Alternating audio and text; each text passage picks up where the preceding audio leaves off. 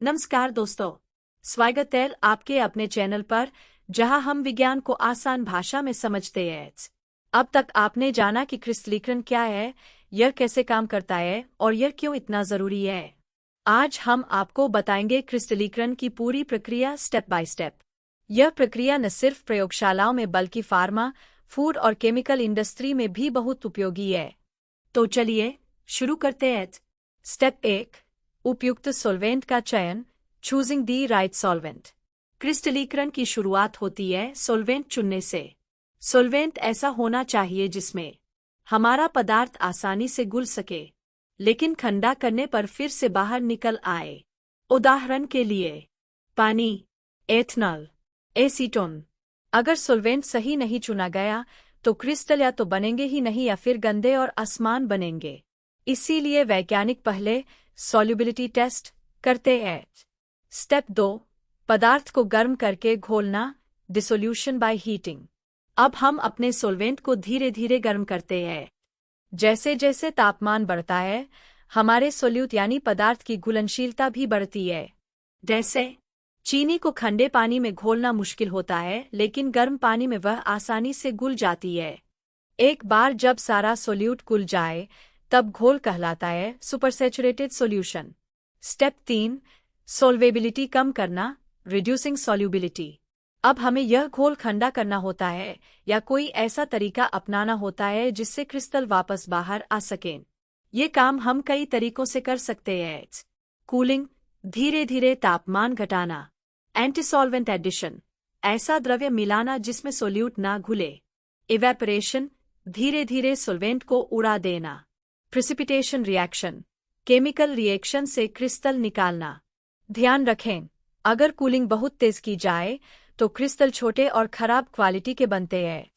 Step 4, crystal का निर्माण, crystallisation begins. अब न्यूक्लिएशन शुरू होता है, यानी पहले छोटे छोटे कण एकत्रित होकर एक नाभिक, न्यूक्लियस बनाते हैं। यही नाभिक आगे चलकर क्रिस्टल बनाता है। यदि परिस्थिति अनुकूल हो तो धीरे धीरे वह नाभिक बड़ा होता जाता है और सुंदर, साफ सुथरे क्रिस्टल बनते हैं। इस स्टेज को कहते हैं crystal growth phase. Step 5, system को स्थिर होने देना, एक्विलिब्रियम टाइम। अब हमें सिस्टम को छेड़ना नहीं होता। इस घोल को कुछ घंटे या कभी कभी पूरी रात छोड़ दिया जाता है ताकि क्रिस्टल पूरी तरह बन सके। इस स्टेप का उद्देश्य होता है जितना संभव हो उतना क्रिस्टल निकालना, यानी मैक्सिमम यील्ड पाना। स्टेप 6, क्रिस्टल को छानना, फिल्ट्रेशन। अब जो ठोस क्रिस्टल बने हैं उन्हें सॉल्वेंट से अलग किया जाता है। इसके लिए उपयोग होती है वैक्यूम फिल्ट्रेशन या ग्रेविटी फिल्ट्रेशन। इस प्रक्रिया में सावधानी रखनी होती है ताकि नाजुक क्रिस्टल टूटे नहीं। स्टेप 7, क्रिस्टल को सुखाना, ड्राइंग। अब बारी है आखिरी स्टेप की, ड्राइंग यानी क्रिस्टलों को सुखाना। अगर क्रिस्टल्स गीले रह जाएं तो वे चिपचिपे हो सकते हैं या फिर खराब हो सकते हैं।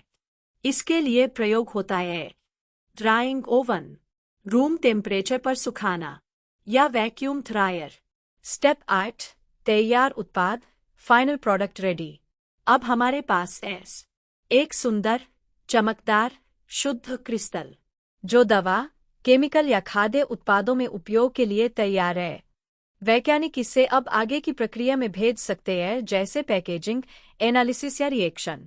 संक्षेप में पूरी प्रक्रिया: सॉल्वेंट चुनना, घोल बनाना, सॉल्युबिलिटी घटाना, क्रिस्टल बनाना, स्थिरता देना, छानना, सुखाना, उपयोग करना।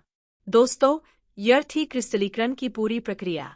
अगर वीडियो पसंद आया हो तो कृपया लाइक करें, शेयर करें और सब्सक्राइब करना ना भूलें। धन्यवाद।